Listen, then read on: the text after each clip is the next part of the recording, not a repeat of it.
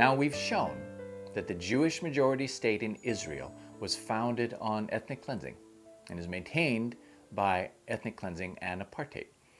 There have been a number of changes in the past 2 decades, but has anything changed those basic facts? For example, is there a Palestinian government now? In 1993, the Oslo Accords created the so-called Palestinian National Authority, which in fact had no authority, but was only mandated to suppress Palestinian resistance and otherwise manage the occupation for Israel. Yasser Arafat was brought back from exile to lead this non-authority, and he handled it with his own personal combination of corruption and incompetence. But the situation was impossible from the start. As Nelson Mandela said, you can only negotiate with free people. And Palestinians were not anything like free in 1993, nor are they now. Palestinians were granted limited semi-autonomy on scattered patches of the West Bank and Gaza. Reservations, really, similar to the Bantustans that were used to divide and scatter the black majority in apartheid South Africa. The Palestinian Authority was never a national government and was always intended to be a subcontractor of the Israeli government. Furthermore, Israel had only a few responsibilities under the Oslo Accords. One of them was to freeze settlement building. But in fact, over the next 7 years, settlements doubled. Settler attacks on Palestinians rose. In 1994, an Israeli settler shot 29 Palestinians in the back while they were praying. And 40 days after that, which is the Muslim mourning period, in response to that massacre, came the first Palestinian to strap on a bomb belt and suicide attack Israeli civilians. Have Palestinians ever been offered a state? In the year 2000, at the Camp David II Accords, Prime Minister Ehud Barak and President Bill Clinton told the public that Israel had offered 90% of the occupied territories for a Palestinian state, and that Palestinians rejected it and turned to violence. In fact, what happened was that Israel offered Palestinians more reservations, somewhat larger reservations than before, but still pockets of land, surrounded, controlled, and subdivided by Israeli settlements and Israeli-only settlement roads, and Israeli military control over a huge swatch of the Jordan Valley. The violence began on September 29th of 2000 in Jerusalem, when Israeli soldiers fired live ammunition into an unarmed crowd of Palestinians, killed 4 people. And over the next 2 weeks inside Israel, Israeli soldiers fired live ammunition on several crowds of Israeli Palestinians and killed 13 more. Violence escalated, with 80 Palestinian children killed before the first Israeli child was killed, and months of Palestinian deaths before the suicide bombing started again. All human rights groups, including Israeli human rights groups, say that Israeli soldiers did and do attack civilians, and Israeli settlements continue to be built. Much was made of Israel's redeployment of troops and removal of settlers from Gaza in 2005. But in fact, Gaza is still controlled by Israel. Israel controls the borders, along with Egypt, now clearly an ally of Israel. Israel controls the seacoast. Israel controls the airspace above the ground, the water under the ground, the electrical grid, imports and exports, even technically has veto power over the so-called Palestinian Authority in Gaza. You cannot today enter Gaza without Israeli permission, even at the Egyptian border. Some 8,000 settlers were moved out of Gaza, which is a fine precedent, but in that same time, over 20,000 settlers were moved into the West Bank. And the Israeli government made no secret that this redeployment from Gaza was done for the purpose of consolidating Israel's hold on the West Bank. Israel still has functional control of Gaza, and under international law, Gaza is still occupied by Israel. Gaza has become the world's largest prison camp, and the 1.5 million Palestinians inside are continuing to resist that Israeli military occupation, both of Gaza and of the West Bank. Israel has continued to keep Gaza under an illegal embargo and siege, causing poverty and food shortage and lack of medical care. In November of 2008, Israel violated a ceasefire and killed several Palestinians. And when Palestinians responded with rocket fire, Israel launched a massive assault on Gaza, which left 1,400 Palestinians dead, most of them non-combatants, 400 of them children. human rights groups in Israel and around the world have all concluded the same thing. Israel attacked civilians without military necessity. This was not an act of self-defense. This was another attempt to pummel and terrorize Palestinians into submission. Much has also been made of Palestinians electing Hamas into office in 2006, but that hasn't changed the situation much.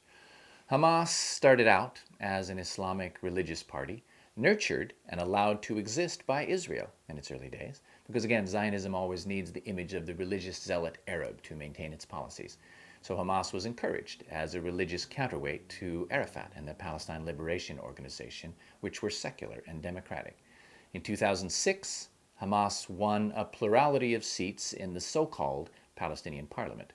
They won because they campaigned against the corruption of Arafat's Fatah party, and they promised to continue resistance. Now, there are a number of fair complaints about Hamas. They are still a religious party. They should remove some language from their charter.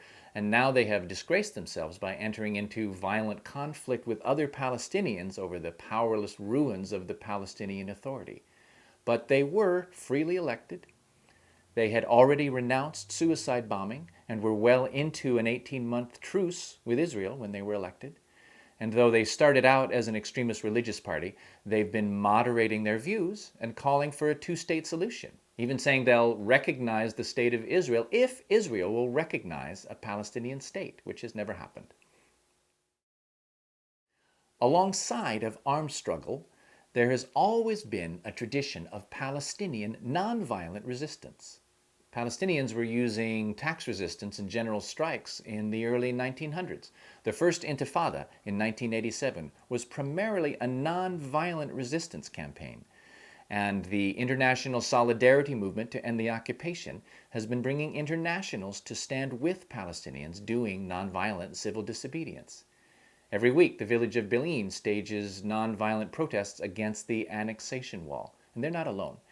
Israel has met these nonviolent campaigns with escalating violence and outright lies and expelling Palestinian leaders of nonviolence, because admitting that Palestinians carry on mass nonviolent actions would reveal the uncomfortable truth that Israelis use unnecessary and illegal force against non-combatant Palestinians.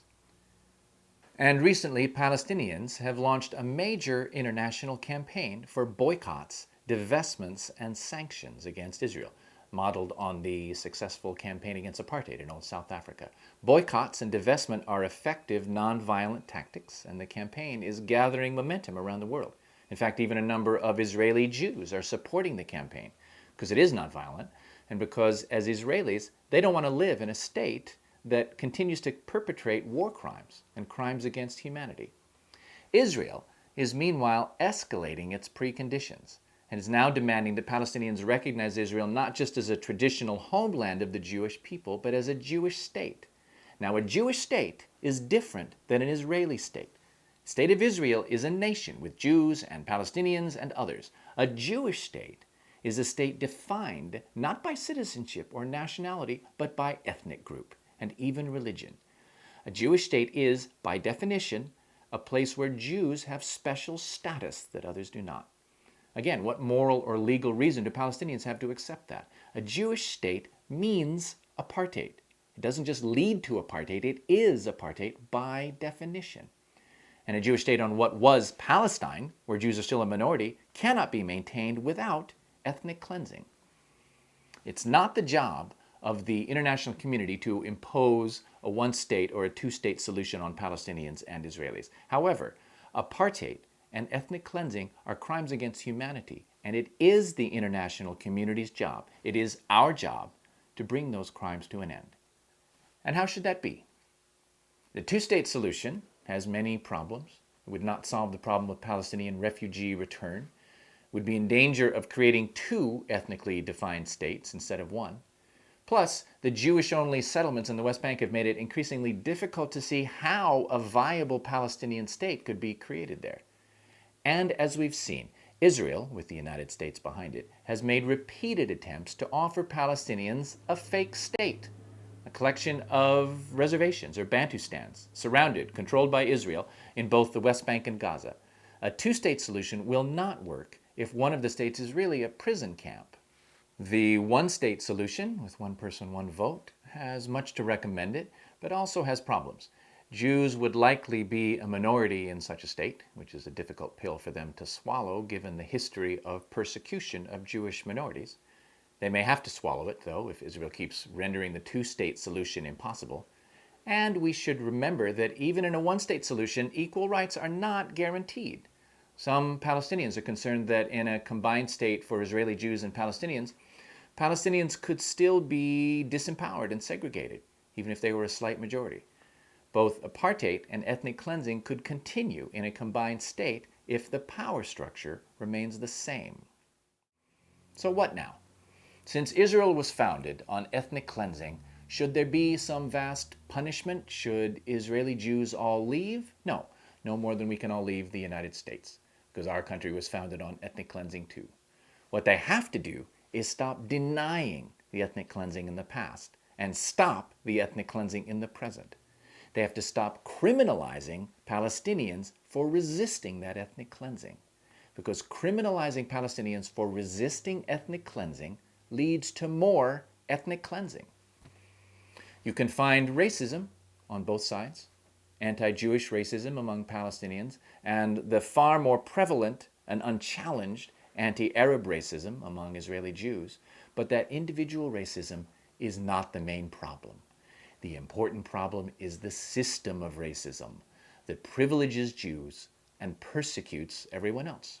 Just as in South Africa, that has to be changed. Just as in South Africa, where the white ruling minority realized that apartheid was simply unsustainable and decided to negotiate for a viable future while they were still in power. It seemed as impossible there as it does here, but I know from being there that once Palestinians and Israelis have a shared interest in maintaining viable nations, one nation or two nations, they will quickly become allies against the extremist minorities on both sides. When Palestinians and Israelis have equal rights, they can begin to build peace. Just as in South Africa, the apartheid system has to be overturned first. Then, the real work can begin of learning to live together as equals, which is the real future in the region.